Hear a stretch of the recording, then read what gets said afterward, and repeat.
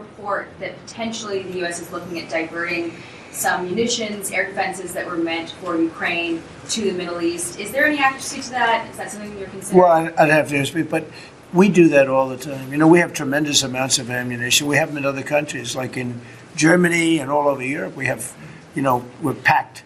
And sometimes we take from one and we use for another. We help Ukraine. Biden started, and he gave $350 billion away. Too much, way too much. And we sell it now to NATO. We sell it to NATO, and they probably give it to Ukraine. Mostly, I think, they give it to Ukraine. But we get paid for everything that we give. We don't give anything anymore. That's a tough situation, that whole Ukraine situation. Very, very tough. We're working very hard on getting that one solved. It doesn't have any impact on us, virtually nothing. In fact, if anything, I mean, we sell a lot of equipment for that unfortunate war. 25,000 people died last month, 25,000, so mostly soldiers. Some in the towns, but for the most part soldiers. They're dying. Nobody's seen anything like it since World War II.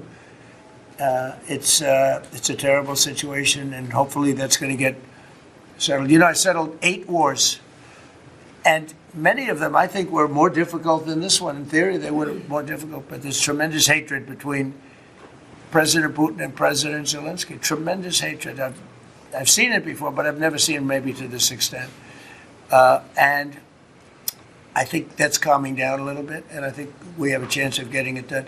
But it doesn't affect us. Thousands of miles away. That's why when I heard the head of Germany say, "This is not our war," about Iran, I said, well, Ukraine's not our war. We helped, but Ukraine's not our war. I thought it was a very inappropriate statement to make, but he made it. You can't erase it, but he felt that way. I said, well, you know, Ukraine's not our war, and it's not, but I would like to see all those young people stop being killed. I mean, they're being killed. It's like a slaughterhouse.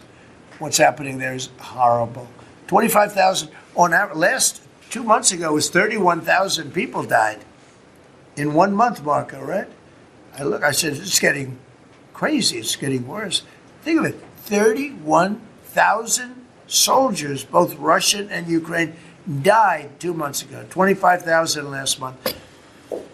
And if I can solve that, it would be a great honor to do it. I wish it could have gone faster. I solved other ones in 1 day that had been going for 32 years.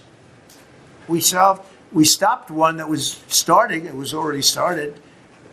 India and Pakistan, and the Prime Minister of Pakistan, a very fine gentleman, said President Trump solved something that was going to cost 10 million lives. That was going to cost a lot of lives. 2 nuclear nations. And those were complicated, but we got them done quickly. This one is, it's a shame. And the only reason I'm doing it, frankly, is because I want to stop death. I want to stop the death from happening.